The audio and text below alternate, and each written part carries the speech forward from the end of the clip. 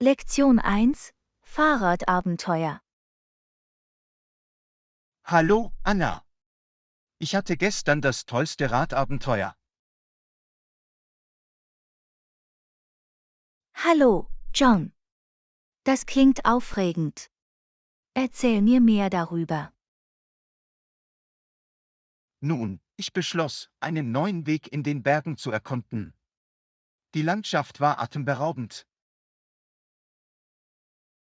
Beeindruckend. Ich liebe es, von Natur umgeben zu sein. War es eine herausfordernde Fahrt? Anfangs war es etwas schwierig, weil der Weg steile Anstiege hatte. Aber als ich mich daran gewöhnt hatte, war das Erfolgserlebnis unglaublich. Das kann ich mir vorstellen. Ich fand das Radfahren immer schwierig, besonders bergauf. Wie hast du das hingekriegt?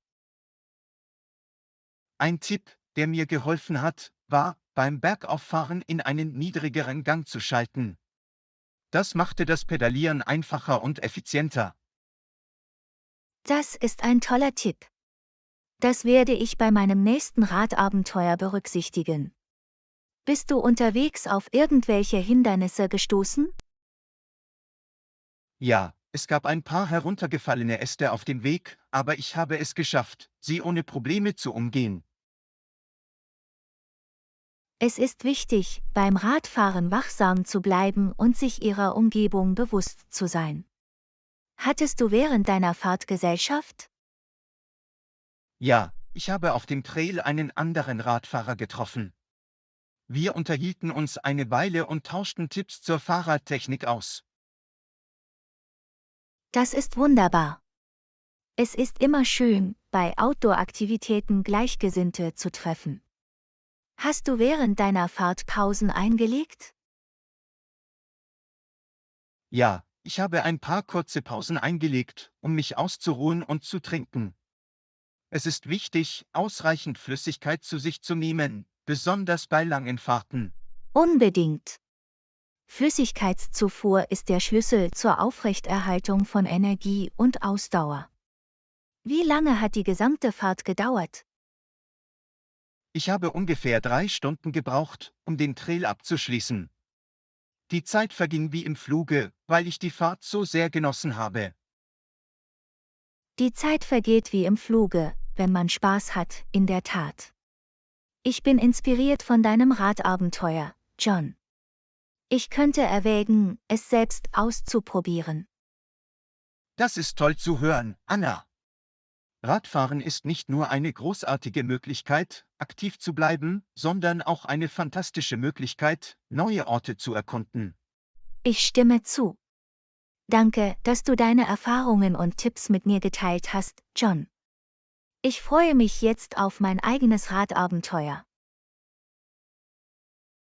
Du bist willkommen, Anna. Du wirst bestimmt eine fantastische Zeit haben. Lass mich wissen, wie es läuft.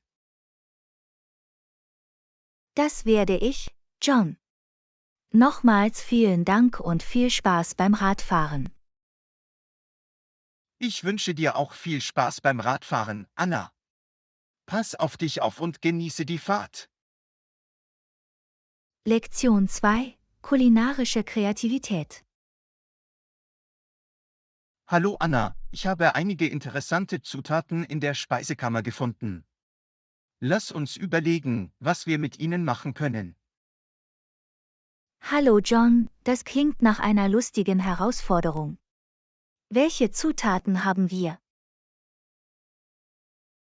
Wir haben Hühnchen, Paprika, Zwiebeln und Tomaten. Was glauben Sie, können wir schaffen? Wie wäre es, Hühnchen unter Rühren zu braten? Wir können das Huhn mit Paprika und Zwiebeln anbraten, um ein würziges Gericht zu erhalten. Das ist eine tolle Idee. Wir können etwas Sojasauce und Knoblauch verwenden, um den Aromen mehr Tiefe zu verleihen. Unbedingt. Für einen Hauch von Würze können wir auch etwas schwarzen Pfeffer und Chiliflocken darüber streuen. Ich mag die würzige Note. Eine andere Idee ist, ein Hühnchen-Tomaten-Curry zuzubereiten. Wir können die Tomaten als Basis für die Sauce verwenden. Oh, das klingt köstlich. Wir können etwas Currypulver, Ingwer und Kokosmilch hinzufügen, um ihm einen reichen und cremigen Geschmack zu verleihen. Ausgezeichneter Vorschlag. Wir können es mit gedämpftem Reis oder Nahenbrot für eine komplette Mahlzeit servieren. Lecker! Ich werde hungrig, wenn ich nur daran denke. Was ist, wenn wir etwas Leichteres machen wollen?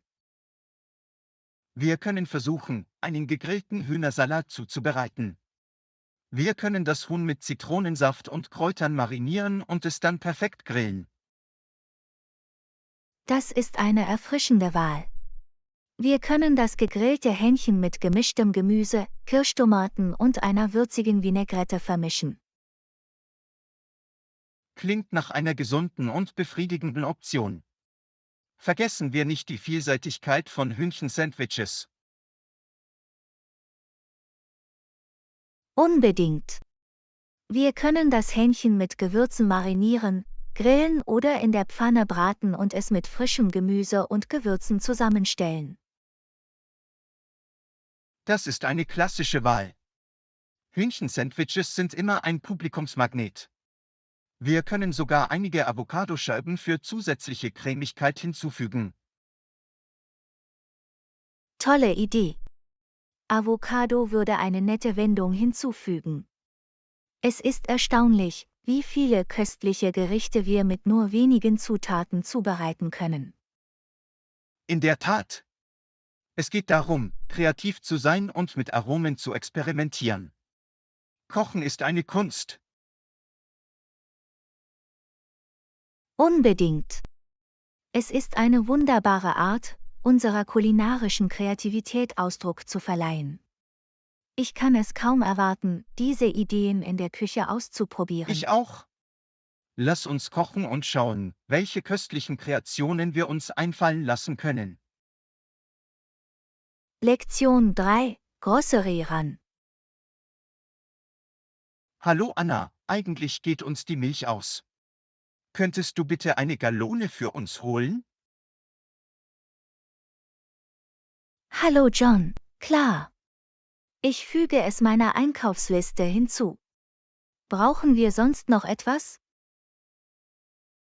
Vielleicht brauchen wir auch ein paar Eier. Es ist immer gut, sie im Kühlschrank aufzubewahren. Vermerkt. Ich werde sicherstellen, dass ich mir auch einen Karton Eier schnappe. Gibt es etwas Spezielles, das du gerne haben möchtest? Ich denke, wir sind gut im Wesentlichen. Wenn Sie jedoch auf frisches Obst oder Gemüse stoßen, können Sie gerne etwas mitnehmen. Hört sich gut an. Ich werde nach schönen Produkten Ausschau halten. Übrigens, bevorzugen wir die Marke Milch oder Eier?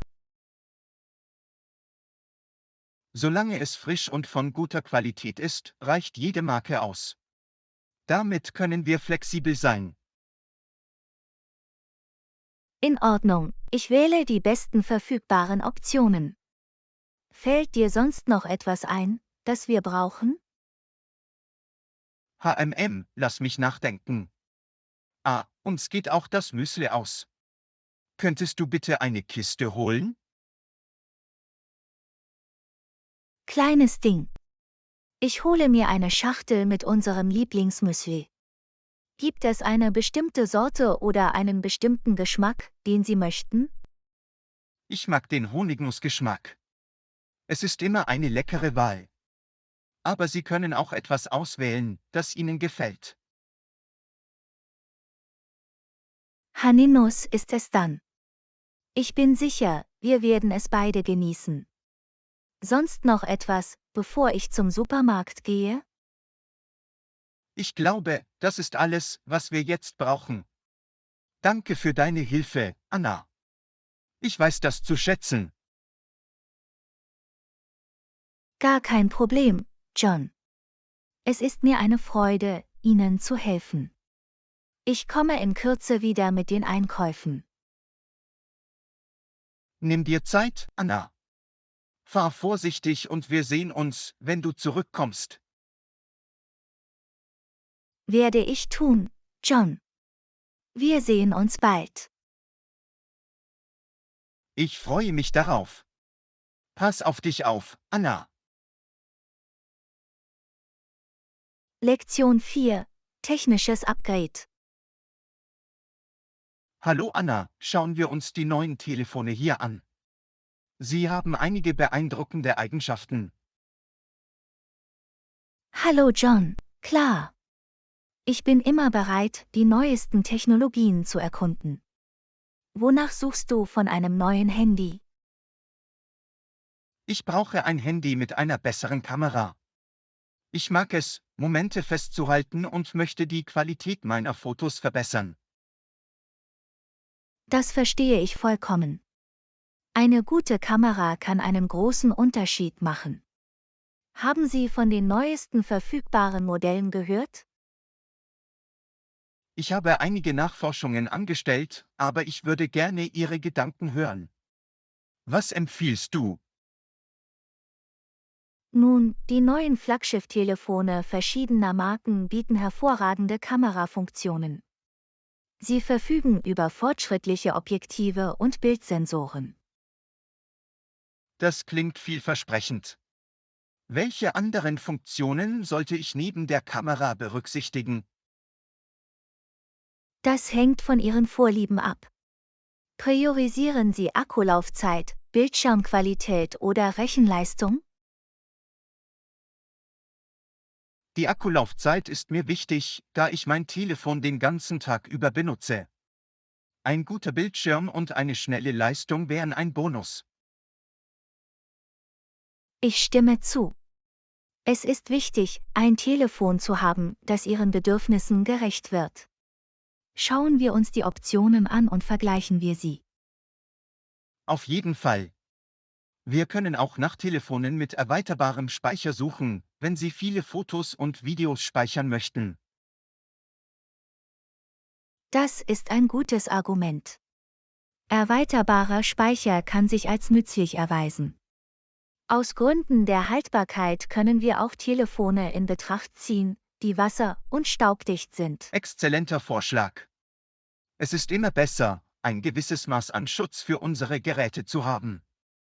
Fragen wir den Verkäufer nach weiteren Informationen. Sicher, Sie können zusätzliche Informationen bereitstellen und uns helfen, eine fundierte Entscheidung zu treffen. Wir sollten auch die Preise und verfügbaren Angebote überprüfen. Einverstanden. Wir vergleichen die Preise und schauen, ob es irgendwelche Aktionen oder Rabatte gibt. Es ist immer gut, ein gutes Angebot zu finden. Absolut. Wir können sicherstellen, dass Sie das beste Preis-Leistungs-Verhältnis erhalten. Gehen wir zum Telefonbereich und beginnen mit der Erkundung. Klingt nach einem Plan. Ich schätze deine Hilfe, Anna. Lass uns das perfekte Handy mit einer tollen Kamera finden. Du bist willkommen, John. Es ist mir eine Freude, Ihnen zu helfen. Gehen wir und suchen das Telefon. Ich freue mich auch auf die Optionen. Lass es uns machen. Ich freue mich darauf, mein Fotografiespiel zu verbessern. Nochmals vielen Dank, Anna. Lektion 5. Morgenroutine. Hallo Anna, das ist praktisch. Übrigens, um wie viel Uhr wird das Frühstück serviert? Hallo John, das Frühstück wird normalerweise von 7:00 bis 9 Uhr morgens serviert. Es ist eine gute Zeit, um den Tag zu beginnen. Das funktioniert gut für mich. Ich frühstücke gerne ausgiebig, um meinen Morgen zu beginnen. Was servieren Sie normalerweise? Sie haben eine Vielzahl von Optionen. Sie können zwischen einem kontinentalen Frühstück mit Gebäck, Müsli und Obst oder einem warmen Frühstück mit Eiern, Speck und Toast wählen. Klingt köstlich. Ich habe definitiv Lust auf ein warmes Frühstück. Haben Sie vegetarische Optionen? Ja, das tun sie. Sie können vegetarische Optionen wie Gemüseomelettes oder Haferflocken mit Obst und Nüssen anfordern. Sie sind ziemlich zuvorkommend. Perfekt. Ich schätze Ihre Flexibilität. Gibt es einen bestimmten Essbereich, in dem das Frühstück serviert wird? Ja, es gibt einen ausgewiesenen Essbereich im Erdgeschoss. Es ist ein geräumiger und gemütlicher Ort, um Ihre Mahlzeit zu genießen. Das klingt nett. Ich mag es, einen komfortablen Ort zum Entspannen und Frühstücken zu haben. Ist Kaffee oder Tee im Preis inbegriffen? Ja, Kaffee und Tee sind ebenfalls erhältlich.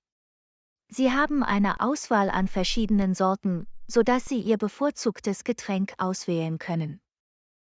Toll, ich bin selbst ein Kaffee-Fan. Ich werde mir eine Tasse schnappen, um meinen Tag auf dem richtigen Fuß zu beginnen. Gibt es noch etwas, das ich wissen sollte? Nur eine freundliche Erinnerung daran, auf die Frühstückszeiten zu achten. Es ist gut, früh anzukommen, um genug Zeit zu haben, um Ihr Essen zu genießen. Das werde ich im Hinterkopf behalten. Danke für die Information, Anna. Ich freue mich auf ein sättigendes Frühstück. Du bist willkommen, John. Frühstück ist immer ein guter Start in den Tag. Guten Appetit und einen schönen Morgen. Danke, Anna. Danke für deine Hilfe. Hab auch einen wunderbaren Morgen. Lektion 6: Morgengymnastik. Hallo Anna, ich bin früh aufgewacht, um zu joggen. Hi John, das ist toll. Bewegung am Morgen kann Sie für den Tag mit Energie versorgen. Ich selbst bevorzuge Yoga. Joggen hilft mir, meinen Kopf frei zu bekommen und mein Energieniveau zu steigern. Was gefällt dir am Yoga? Yoga hilft mir, mich zu entspannen und meine Flexibilität zu verbessern. Es verbessert auch meinen Fokus und fördert Achtsamkeit. Das klingt wunderbar. Ich könnte auch etwas Entspannung und Flexibilität gebrauchen. Hast du irgendwelche Empfehlungen für Anfänger? Unbedingt. Es gibt viele anfängerfreundliche Yoga-Routinen, die online verfügbar sind. Sie können mit sanften Posen beginnen und schrittweise Fortschritte machen. Das ist hilfreich. Gibt es spezielle Posen oder Sequenzen, die du Anfängern wie mir vorschlägst? Sicher. Zu den anfängerfreundlichen Posen gehören Mountain Pose, Downward Facing Dog und Child's Pose. Diese können Ihnen beim Aufbau einer Grundlage helfen. Ich werde mir diese Posen ansehen und sie ausprobieren. Gibt es spezielle Ressourcen oder Apps, die du zum Erlernen von Yoga empfiehlst? Es gibt mehrere großartige Yoga-Apps, die geführte Sitzungen für alle Niveaus anbieten. Yoga Studio und Down Dog sind beliebte Apps, die man in Betracht ziehen sollte. Danke für die Empfehlungen, Anna. Ich werde sie mir ansehen und sehen, welche am besten zu mir passt. Irgendwelche anderen Tipps für den Einstieg in Yoga? Es ist wichtig, dass du auf deinen Körper hörst und dich nicht zu sehr anstrengst. Denken Sie daran, tief zu atmen und in jeder Pose die richtige Form beizubehalten. Das werde ich im Hinterkopf behalten. Sicherheit und richtige Technik sind unerlässlich. Es scheint, als ob Yoga einen ganzheitlichen Fitnessansatz bieten kann. Absolut, Yoga kombiniert körperliche Bewegung mit geistigem und spirituellem Wohlbefinden. Es ist eine großartige Möglichkeit, ein Gleichgewicht in Ihrem Tagesablauf zu finden. Ich freue mich darauf, es auszuprobieren. Vielleicht kann ich Yoga in meine morgendliche Trainingsroutine integrieren. Danke, dass du deine Erkenntnisse geteilt hast, Anna. Du bist willkommen, John. Ich freue mich, dass ich helfen konnte. Lass mich wissen, wie deine Yoga-Reise verläuft. Ich bin hier, um dich zu unterstützen. Das weiß ich zu schätzen, Anna. Ich halte dich auf dem Laufenden. Lasst uns beide unsere jeweiligen Übungen fortsetzen und aktiv und gesund bleiben. Definitiv, John. Ein Hoch auf unser Wohlbefinden und einen positiven Start in den Tag. Passen Sie auf sich auf und genießen Sie Ihr Joggen. Danke, Anna. Du auch? Passen Sie auf sich auf und genießen Sie Ihre Yoga-Praxis. Wir sehen uns später. Lektion 7: Grenzen setzen. Hallo Anna, ja, es gibt bestimmte Grenzen und Richtlinien. Ich werde sie mit dir teilen. Hallo John, das klingt wichtig. Es ist wichtig, in verschiedenen Lebensbereichen Grenzen zu haben. Auf welche spezifischen Richtlinien beziehen Sie sich? Nun, wenn es um persönliche Grenzen geht, ist es wichtig, dass Sie Ihre Bedürfnisse und Grenzen klar an andere weitergeben. Das macht Sinn. Effektive Kommunikation hilft, gegenseitiges Verständnis und Respekt aufzubauen. Gibt es verschiedene Arten von Grenzen? Absolut. Es gibt physische Grenzen, emotionale Grenzen und sogar Zeitgrenzen. Jeder dient einem anderen Zweck. Können Sie einige Beispiele dafür nennen, wie diese Grenzen in alltäglichen Situationen angewendet werden können? Sicher. Bei physischen Grenzen könnte es bedeuten, den persönlichen Raum einer Person zu respektieren oder ihre Sachen nicht ohne Erlaubnis zu berühren. Ich verstehe. Und was ist mit emotionalen Grenzen? Wie können sie etabliert und aufrechterhalten werden? Emotionale Grenzen beinhalten, sich um deine eigenen Gefühle zu kümmern und die Gefühle anderer nicht als deine eigenen anzunehmen. Es ist wichtig, dass du deine Gefühle ehrlich und respektvoll ausdrückst. Das ist ein wertvoller Rat. Es hilft, das emotionale Wohlbefinden aufrechtzuerhalten und vermeidet unnötige emotionale Belastungen. Wie wäre es mit Zeitgrenzen?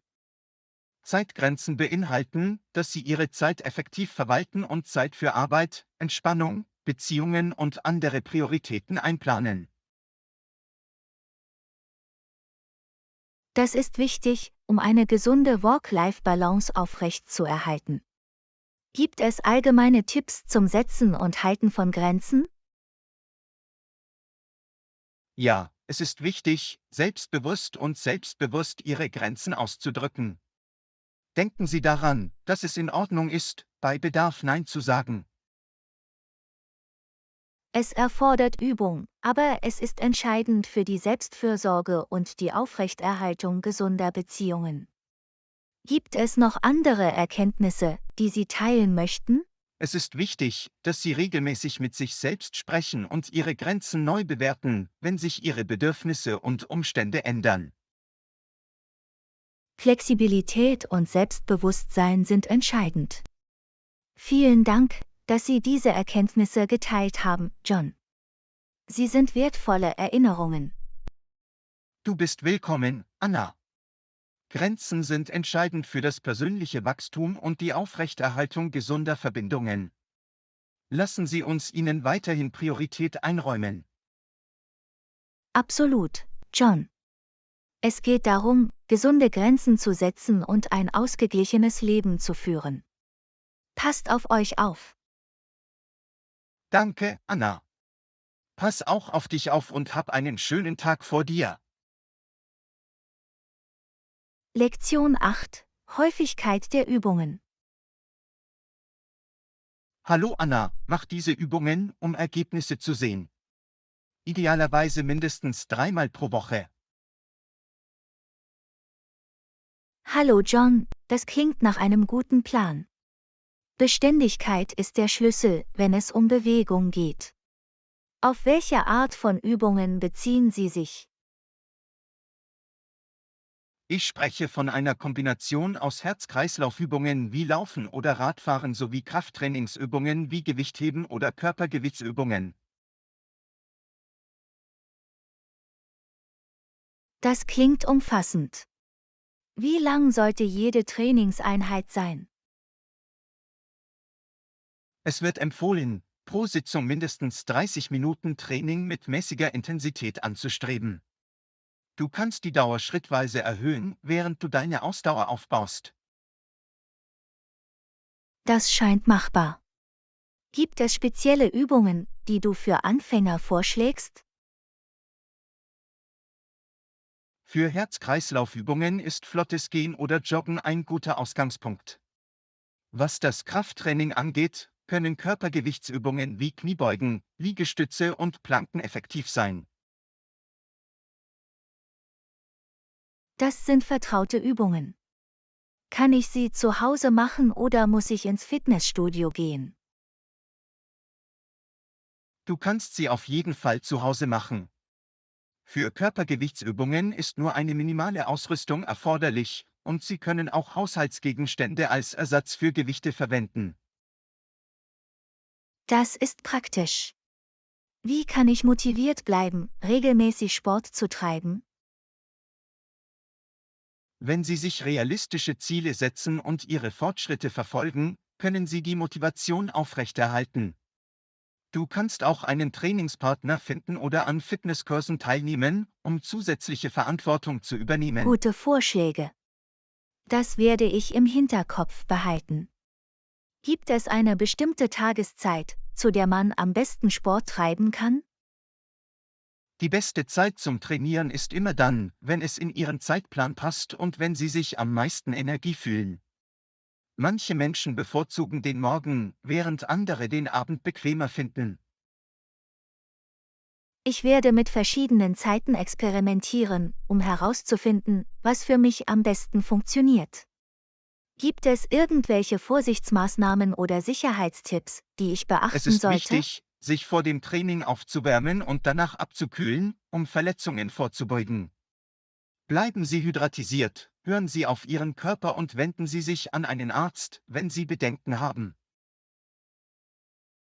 Sicherheit geht vor, in der Tat. Danke, dass du uns diese Übungsrichtlinien mitteilst, John.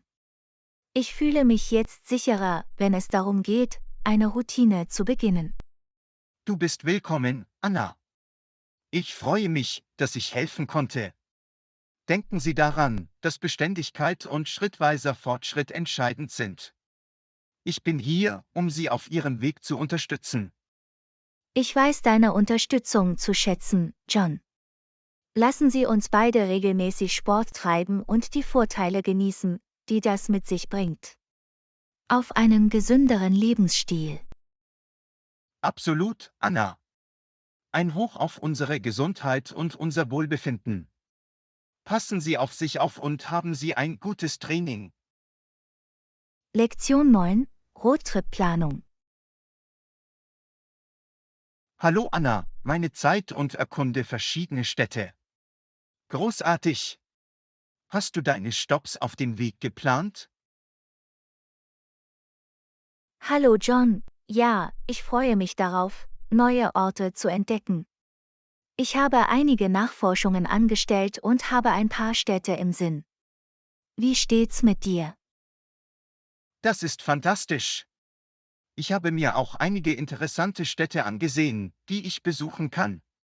Es ist immer gut, einen Plan zu haben, bevor man sich auf den Weg macht. Absolut. Die Planung trägt zu einer reibungslosen und angenehmen Reise bei.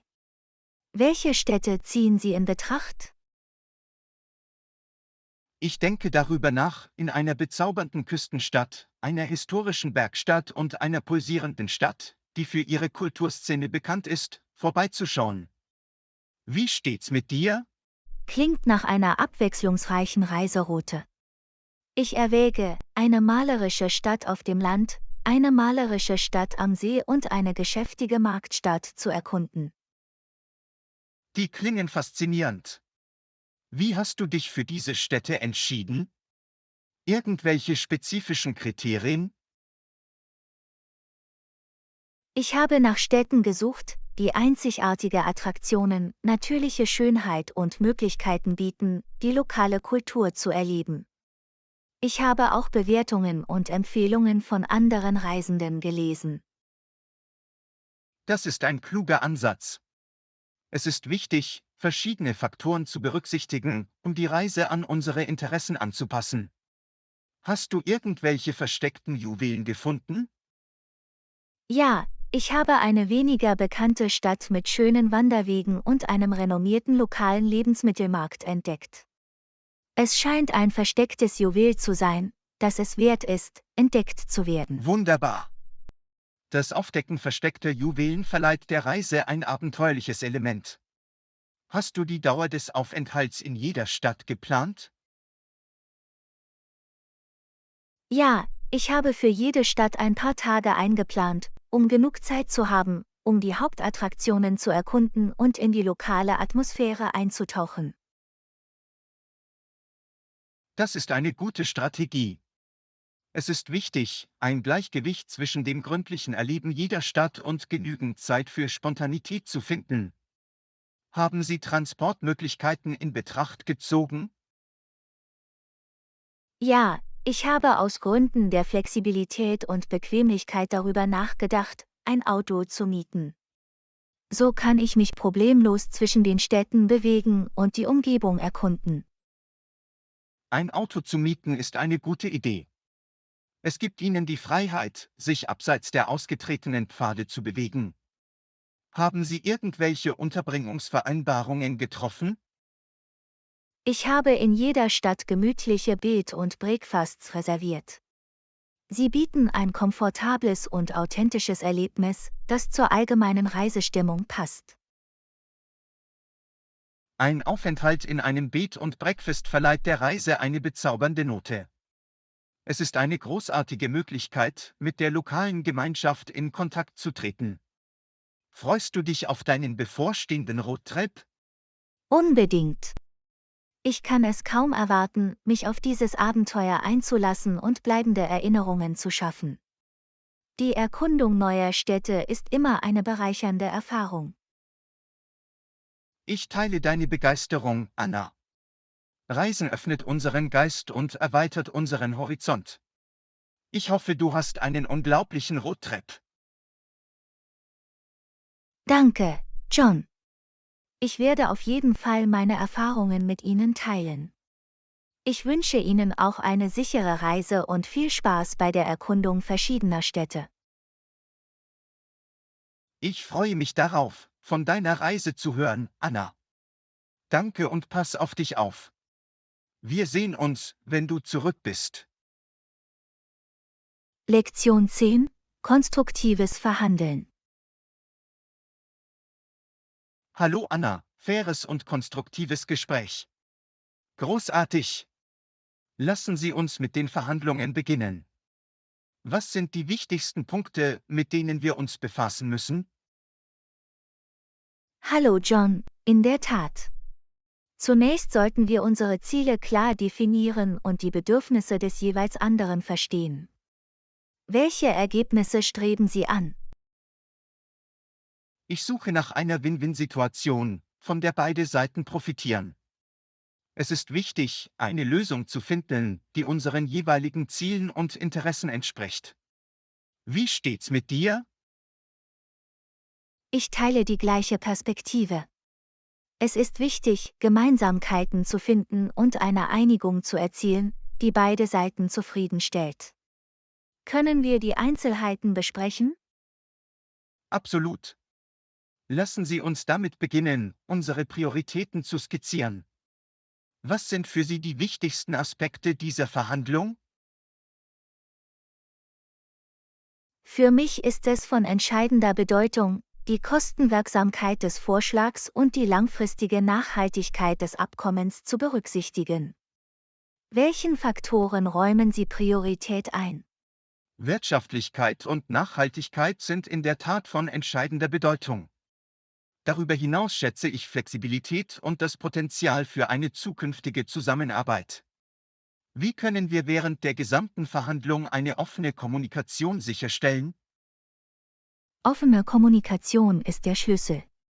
Wir sollten einander aktiv zuhören, klärende Fragen stellen und unsere Gedanken und Bedenken respektvoll zum Ausdruck bringen. Wie können wir mit potenziellen Konflikten umgehen? Konfliktlösung ist wichtig. Wir können Konflikte angehen, indem wir uns auf die aktuellen Probleme konzentrieren und nicht auf persönliche Angriffe, und indem wir nach Kompromissen suchen, die für beide Seiten von Vorteil sind. Wie können wir eine positive Atmosphäre aufrechterhalten? Die Aufrechterhaltung einer positiven Atmosphäre ist für produktive Verhandlungen von entscheidender Bedeutung. Wir sollten die Standpunkte des jeweils anderen wertschätzen und Fortschritte feiern. Mit welchen Strategien können wir Gemeinsamkeiten finden? Um Gemeinsamkeiten zu finden, können wir gemeinsame Interessen untersuchen und kreative Lösungen finden. Es ist auch hilfreich, nach objektiven Kriterien zu suchen und starre Positionen zu vermeiden. Wie können wir sicherstellen, dass die Verhandlungen fair bleiben? Fairness ist unerlässlich. Wir können Fairness gewährleisten, indem wir transparent sind, alle relevanten Informationen berücksichtigen und uns gegenseitig die gleichen Möglichkeiten geben, Meinungen zu äußern. Wie schließen wir die Verhandlungen ab? Zum Abschluss der Verhandlungen sollten wir die vereinbarten Punkte zusammenfassen, alle noch offenen Fragen klären und unser Engagement für die Umsetzung der vereinbarten Bedingungen bekräftigen. Wie können wir weitermachen, nachdem wir eine Einigung erzielt haben? Folgemaßnahmen sind wichtig für die Rechenschaftspflicht. Wir können regelmäßige Check-ins vereinbaren, um die Fortschritte zu bewerten, etwaige Bedenken auszuräumen und gegebenenfalls Anpassungen vorzunehmen. Wie gehen wir mit möglichen Im Falle von Meinungsverschiedenheiten um? Meinungsverschiedenheiten können wir unsere gemeinsamen Ziele und Interessen überdenken und alternative Lösungen suchen, die den Bedenken beider Parteien Rechnung tragen. Zusammenarbeit ist der Schlüssel. Absolut, Zusammenarbeit und die Bereitschaft, Gemeinsamkeiten zu finden, sind unerlässlich. Durch Zusammenarbeit können wir ein für beide Seiten vorteilhaftes Ergebnis erzielen. Ich könnte nicht mehr zustimmen, Anna. Gehen wir diese Verhandlungen mit Offenheit, Respekt und einem Fokus darauf an, Lösungen zu finden. Ich bin zuversichtlich, dass wir eine günstige Einigung erzielen können. Ich teile dein Vertrauen, John. Lassen Sie uns die Verhandlungen mit einer positiven Einstellung und der Verpflichtung zu einem konstruktiven Dialog beginnen. Auf eine erfolgreiche Verhandlung. Prost darauf, Anna. Lass uns anfangen.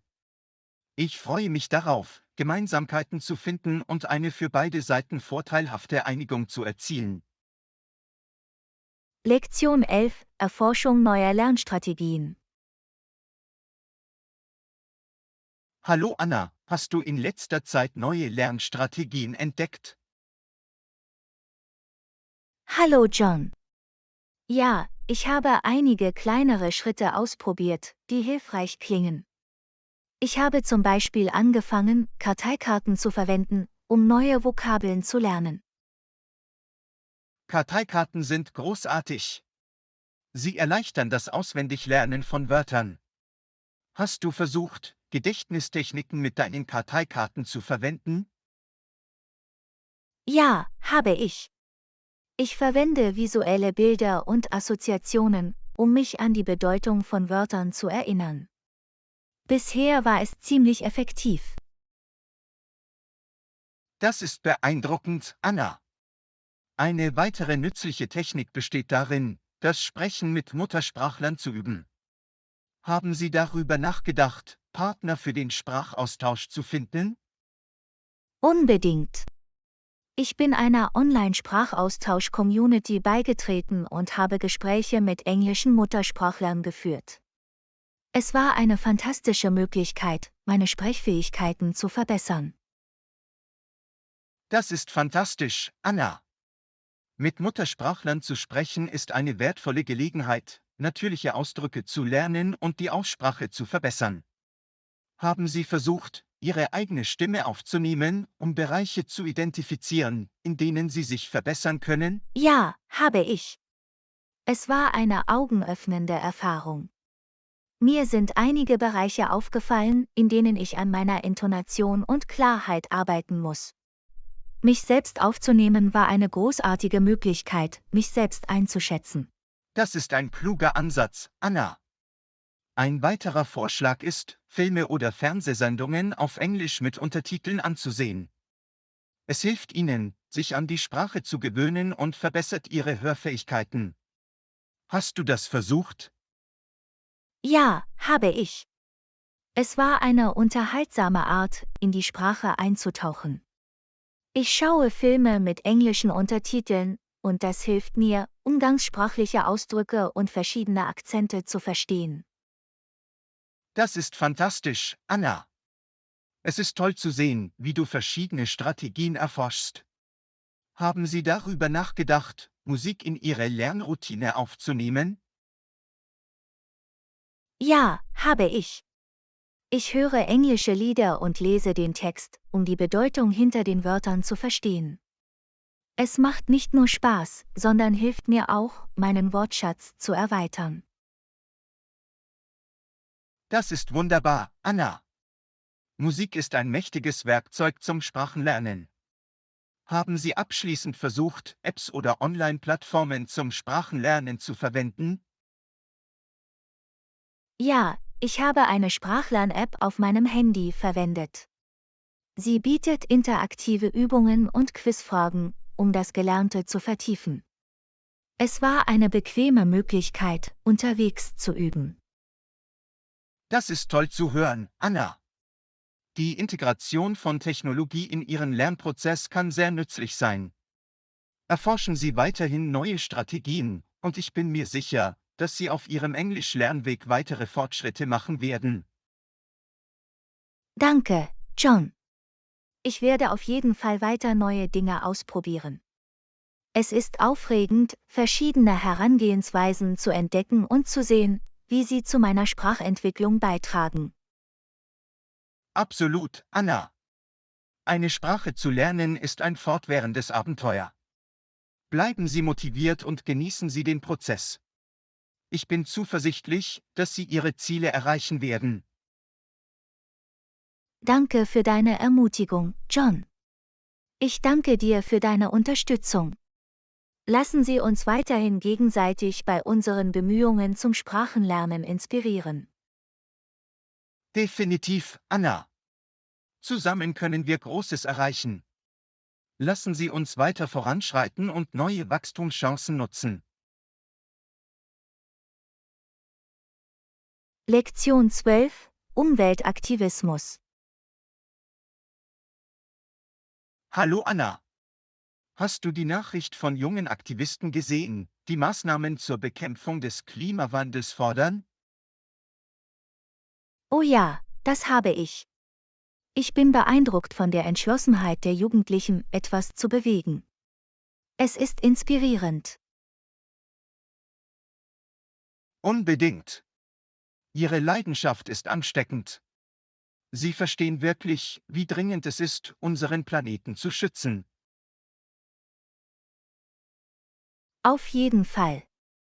Es ist wichtig, dass jeder erkennt, dass der Klimawandel uns alle betrifft, unabhängig von Alter oder Hintergrund. Absolut richtig. Wir müssen kollektive Verantwortung übernehmen und auf nachhaltige Lösungen hinarbeiten. Ich könnte nicht mehr zustimmen. Es geht nicht nur um individuelle Maßnahmen, wir brauchen systemische Veränderungen, um den Klimawandel wirksam zu bekämpfen. Das ist wahr. Regierungen und Unternehmen spielen ebenfalls eine wichtige Rolle bei der Reduzierung der CO2-Emissionen und der Förderung erneuerbarer Energien. Genau. Der Übergang zu sauberen Energiequellen und die Umsetzung von Umweltschutzmaßnahmen sollten Priorität haben. Und Bildung spielt auch eine wichtige Rolle. Wir müssen das Bewusstsein der Menschen schärfen und sie über die Auswirkungen ihrer Entscheidungen aufklären. Absolut. Indem wir Wissen verbreiten und umweltfreundliche Praktiken fördern, können wir eine grünere Zukunft schaffen.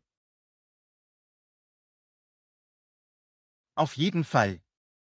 Es ist ermutigend zu sehen, wie junge Aktivisten eine Vorreiterrolle einnehmen und andere zum Handeln inspirieren. Ja, ihre Stimmen sind mächtig. Wir sollten ihre Botschaft unterstützen und verstärken, um echte Veränderungen herbeizuführen. Ich könnte nicht mehr zustimmen. Gemeinsam können wir etwas bewegen und eine nachhaltige Zukunft für kommende Generationen schaffen. Das ist der Geist. Lassen Sie uns unsere Kräfte bündeln und zur globalen Bewegung für einen gesünderen Planeten beitragen. Absolut, Anna. Seien wir proaktiv und unternehmen wir große oder kleine Schritte für eine grünere und nachhaltigere Welt. Ich bin froh, dass wir auf derselben Seite sind, John. Zusammen können wir etwas Positives bewirken. Auf jeden Fall, Anna. Unser heutiges Handeln wird die Welt von morgen prägen. Tragen wir unseren Teil dazu bei und inspirieren wir andere, dasselbe zu tun. Absolut, John. Es ist Zeit zum Handeln. Lassen Sie uns eine Veränderung zum Besseren vornehmen. Ich könnte nicht mehr zustimmen, Anna. Lass uns rausgehen und einen Unterschied machen. Lektion 13: Komfortabler Hotelaufenthalt. Hallo Anna, ich habe eine kurze Frage. Entschuldigung, aber die Raumtemperatur ist zu kalt. Gibt es eine Möglichkeit, es anzupassen? Hallöchen. Ich entschuldige mich für die Unannehmlichkeiten. Lass mich das Thermostat für dich überprüfen. Danke, Anna. Danke für deine Hilfe. Du bist willkommen, John. Ich habe die Temperatur auf ein angenehmeres Niveau eingestellt. Ist das besser? Viel besser, Anna. Vielen Dank, dass Sie sich umgehend darum gekümmert haben. Gar kein Problem. Es ist wichtig, dass unsere Gäste einen angenehmen Aufenthalt haben.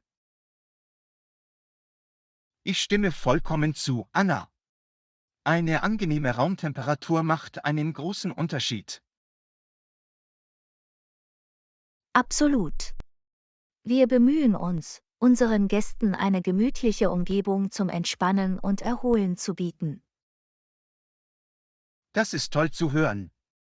Es sind die kleinen Dinge, die einen Hotelaufenthalt unvergesslich machen.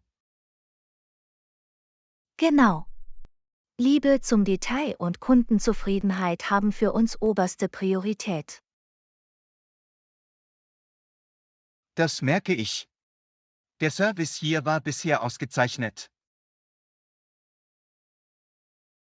Danke für die netten Worte, John. Wir sind stolz darauf, außergewöhnlichen Service zu bieten. Das merkt man, Anna.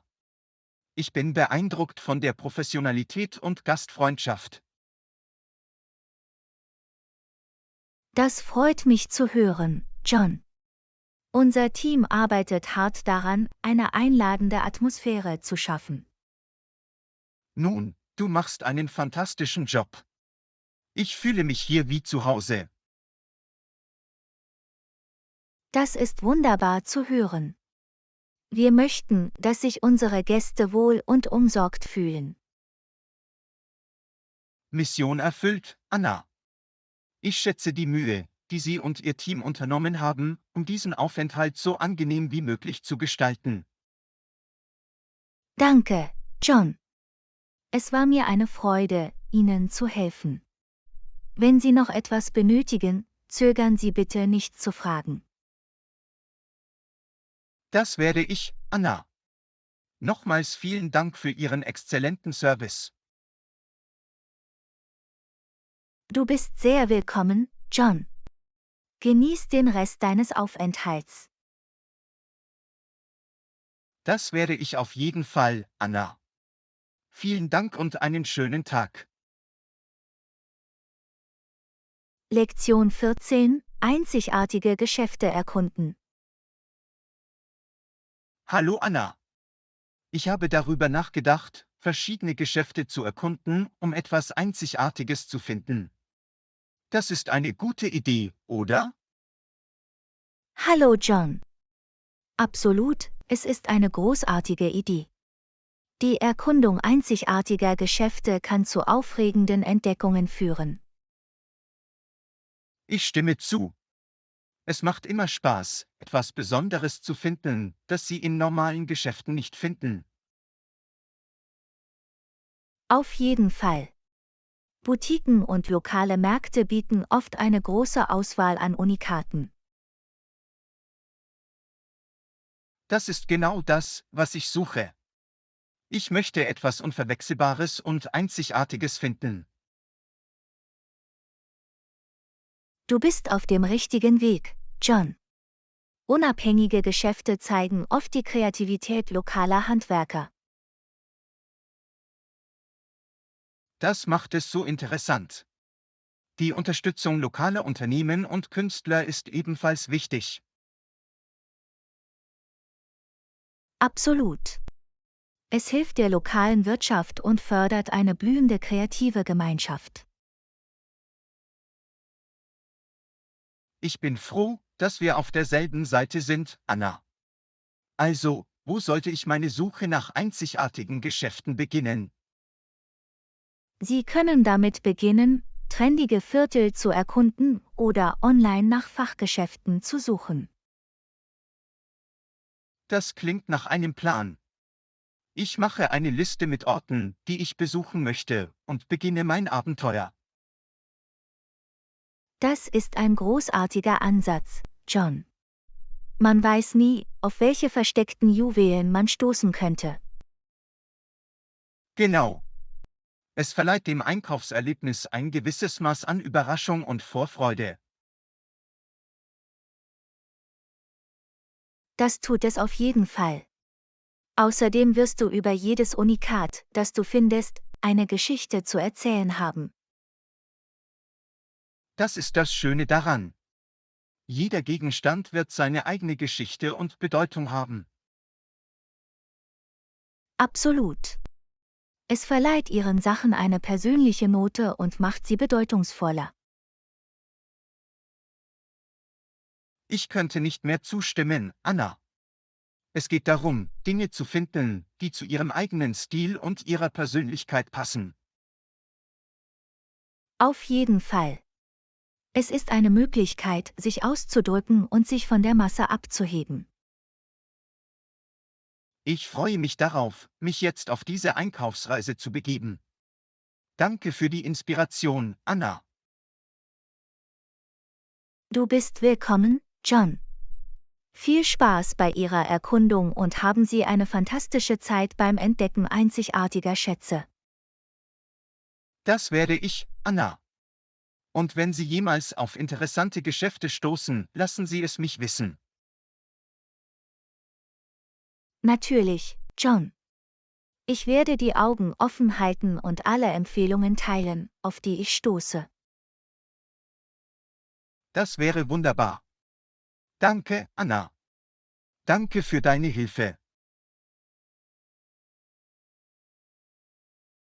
Gar kein Problem, John. Viel Spaß beim Einkaufen und vielleicht finden Sie viele bemerkenswerte Dinge. Nochmals vielen Dank, Anna. Mach's gut und bis bald mit dir.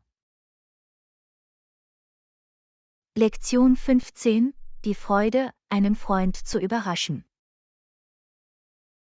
Hallo Anna. Ratet mal was? Ich habe eine Überraschung für meinen Freund geplant. Wie hat sich dein Freund gefühlt, als du ihn überrascht hast? Hallo John. Das klingt aufregend. Mein Freund war überglücklich, als ich sie überraschte. Das ist wunderbar zu hören. Überraschungen sorgen auf gewisse Weise für Freude und Aufregung. Absolut.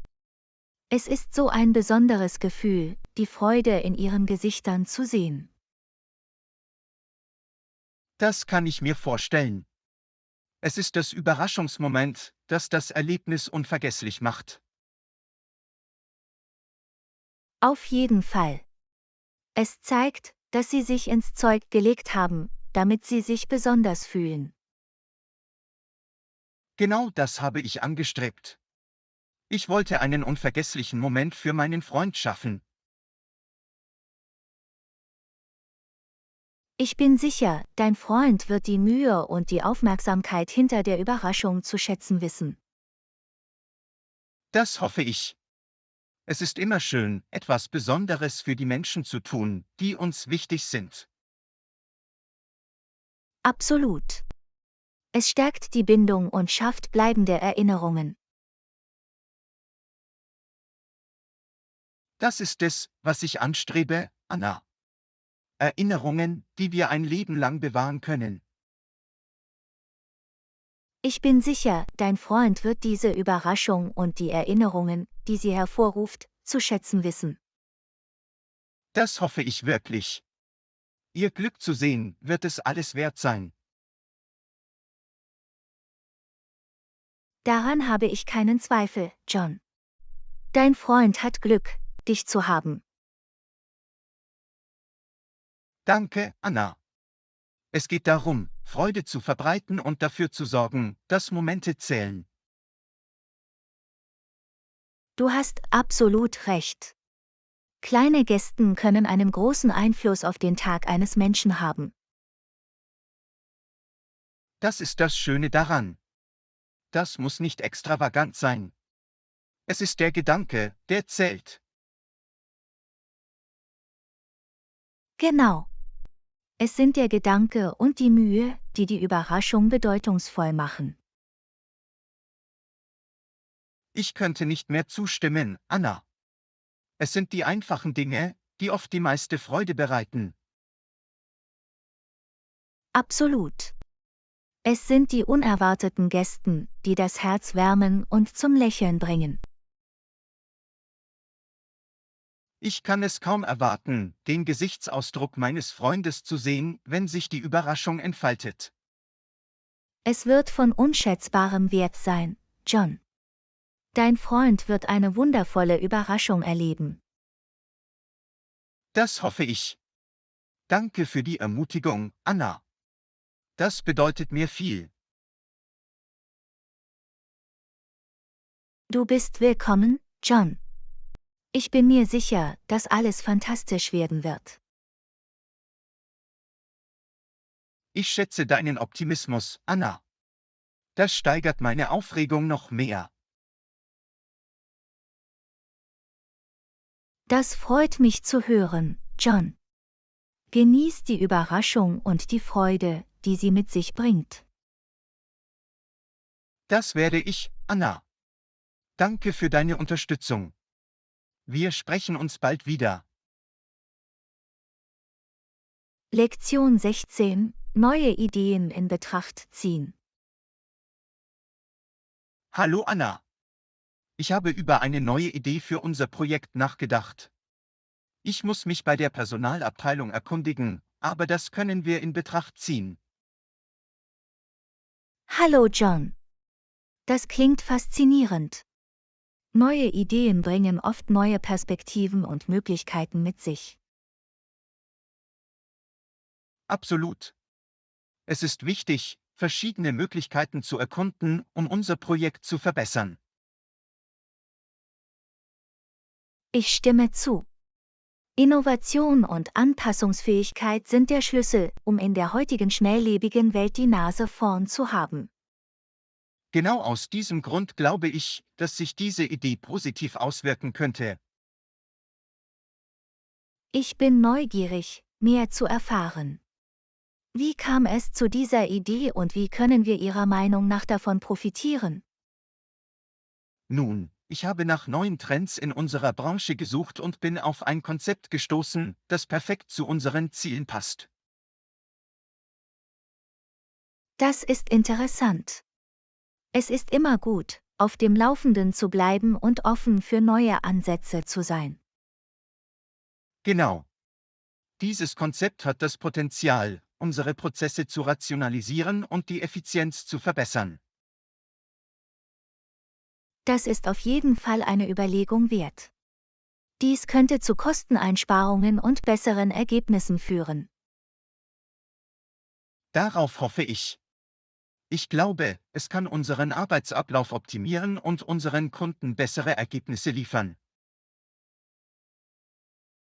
Das klingt vielversprechend, John. Haben Sie über die potenziellen Herausforderungen oder Hindernisse nachgedacht, mit denen wir konfrontiert sein könnten? Natürlich. Das habe ich auch in Betracht gezogen. Es könnte eine Lernkurve und einen gewissen Widerstand gegen Veränderungen geben. Veränderungen können eine Herausforderung sein, aber wenn wir die Vorteile effektiv kommunizieren, können wir diese Hindernisse überwinden. Ich stimme vollkommen zu, Anna. Klare Kommunikation und die Einbindung des Teams in den Entscheidungsprozess werden von entscheidender Bedeutung sein. Absolut. Es ist wichtig, ein unterstützendes und kollaboratives Umfeld zu schaffen. Das ist der Schlüssel. Wir brauchen alle an Bord, um diese Idee zum Erfolg zu führen. Ich freue mich, dass du die Perspektive des Teams in Betracht ziehst. Das zeugt von großartiger Führung. Danke, Anna. Ich bin fest davon überzeugt, dass die Einbindung des Teams zu besseren Ergebnissen führt. Ich könnte nicht mehr zustimmen, John.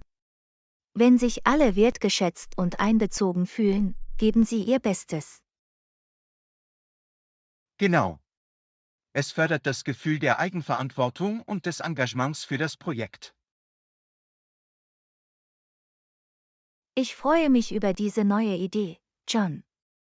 Sie hat das Potenzial, unser Projekt auf die nächste Stufe zu heben.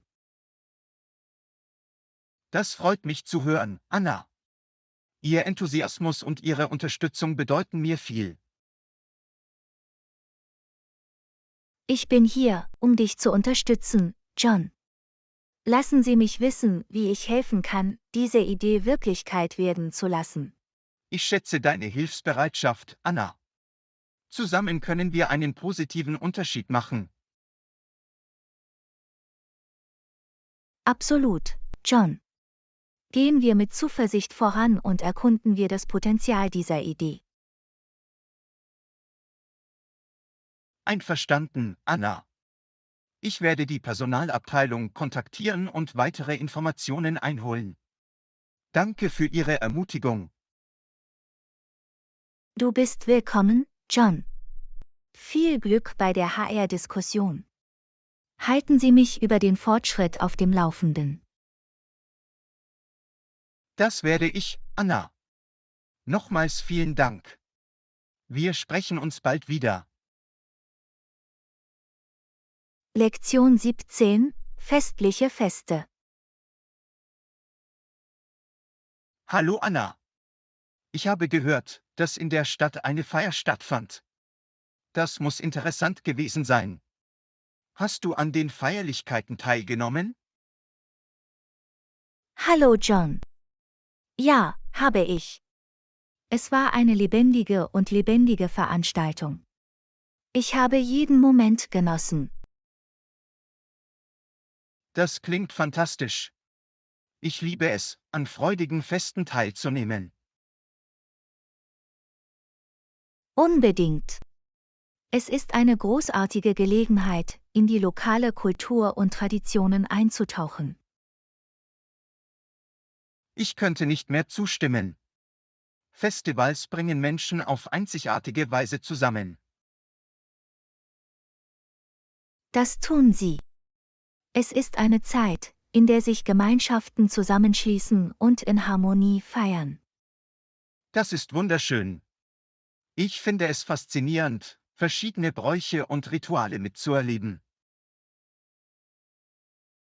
Es ist eine wunderbare Möglichkeit, unseren Horizont zu erweitern und verschiedene Kulturen kennenzulernen. Genau. Ich glaube, dass das Verständnis verschiedener Kulturen Empathie und Wertschätzung fördert. Ich könnte nicht mehr zustimmen.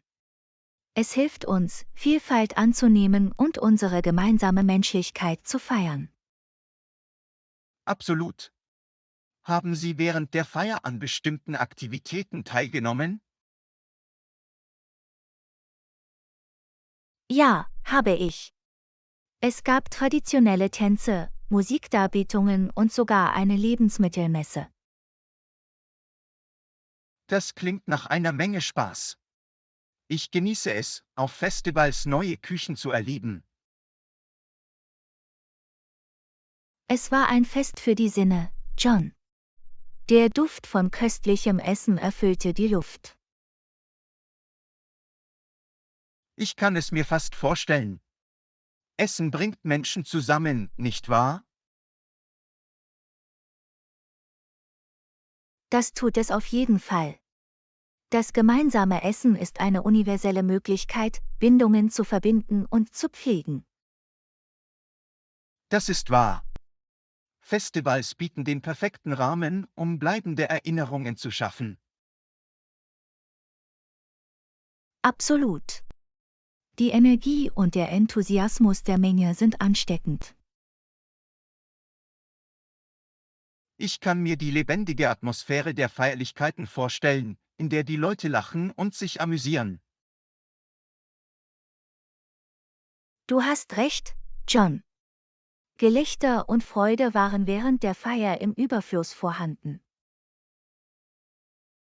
Es muss ein wirklich unvergessliches Erlebnis für dich gewesen sein, Anna. In der Tat war es das. Ich verspürte ein Gefühl der Einheit und des Glücks, Teil eines solchen Ereignisses zu sein. Ich freue mich, dass du so eine wundervolle Zeit hattest. Festivals haben eine Art, die Stimmung zu heben. Das tun sie, John. Sie erinnern uns daran, die Schönheit des Lebens und die Freude am Zusammenkommen zu schätzen. Absolut. Es sind Momente wie diese, die das Leben so reich und bedeutungsvoll machen. Ich könnte nicht mehr zustimmen, John. Wir sollten diese besonderen Anlässe wertschätzen und feiern. Auf jeden Fall. Sie erinnern an unsere gemeinsame Menschlichkeit und die Kraft des Miteinanders. Gut gesagt, John. Lassen Sie uns den Geist des Feierns auch in unserem täglichen Leben genießen. Ich könnte nicht mehr zustimmen, Anna. Auf Freude, Einheit und das Schaffen schöner Erinnerungen. Prost darauf, John. Mögen wir immer Gründe finden, um zu feiern und Freude zu verbreiten. Absolut, Anna. Danke, dass du deine Festivalerfahrung mit mir geteilt hast. Lektion 18: Die Nachbarschaft erkunden. Hallo Anna. Ich habe gehört, dass in der Nähe ein neues Café eröffnet wurde. Ist es zu Fuß erreichbar? Hallo John. Ja, das ist es. Es ist nur 10 Gehminuten von hier entfernt. Das ist praktisch. Ich erkunde gerne neue Orte zu Fuß. Wandern ist eine großartige Möglichkeit, versteckte Juwelen in der Nachbarschaft zu entdecken. Absolut. Es ermöglicht Ihnen, die Umgebung zu genießen und die Atmosphäre zu genießen. Ich könnte nicht mehr zustimmen. Außerdem ist es ein gesundes und umweltfreundliches Transportmittel. Auf jeden Fall. Also, erzähl mir mehr über dieses Café. Was macht es besonders?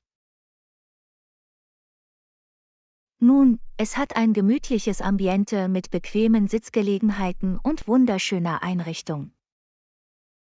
Das klingt einladend. Ich schätze eine warme und einladende Atmosphäre.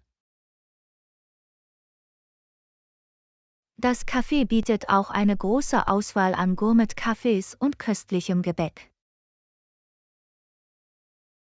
Ich bin ein Kaffeeliebhaber, das ist auf jeden Fall verlockend. Irgendwelche typischen Gerichte? Ja, sie haben eine einzigartige Geschmacksmischung in ihren Sandwiches und Salaten. Das klingt verlockend. Ich probiere gerne neue Geschmacksrichtungen und kulinarische Kreationen aus. Es ist ein großartiger Ort, um zu entspannen, sich mit Freunden zu treffen oder sogar aus der Ferne zu arbeiten. Das ist fantastisch. Ein vielseitiges Café, das auf unterschiedliche Bedürfnisse zugeschnitten ist. Absolut. Außerdem ist das Personal freundlich und aufmerksam und bietet einen großartigen Service. Exzellenter Service verbessert immer das gesamte kulinarische Erlebnis. Auf jeden Fall. Und das Beste daran ist, dass Sie Sitzgelegenheiten im Freien mit einer schönen Aussicht haben. Das ist ein Bonus. Eine Tasse Kaffee zu genießen und dabei die Landschaft zu genießen, klingt herrlich. Das ist es wirklich. Das Café befindet sich in der Nähe eines Parks, was zu seinem Charme beiträgt. Das klingt nach der perfekten Kombination. Natur und ein gemütliches Café gehen Hand in Hand. Ich könnte nicht mehr zustimmen, John. Es ist eine kleine Oase im Herzen der Stadt. Ich bin jetzt definitiv fasziniert. Ich werde sicherstellen, dass ich das Café bald besuche. Ich bin sicher, es wird dir gefallen, John. Teilen Sie mir Ihre Gedanken mit, nachdem Sie dort waren. Werde ich tun, Anna. Danke, dass du dieses versteckte Juwel mit mir geteilt hast. Du bist willkommen, John. Ich freue mich immer, spannende Entdeckungen mit euch zu teilen. Das weiß ich zu schätzen, Anna. Das ist eines der Dinge, die unsere Gespräche interessant machen. Ebenso, John. Das Erkunden und Teilen neuer Erfahrungen hält unsere Interaktionen lebendig. In der Tat. Es ist eine Freude, verschiedene Orte kennenzulernen und unseren Horizont zu erweitern. Absolut, John. Lassen Sie uns den Reichtum unserer Umgebung weiter erkunden und genießen. Ich könnte nicht mehr zustimmen, Anna. Ich wünsche mir, neue Juwelen zu entdecken und die Reise zu genießen.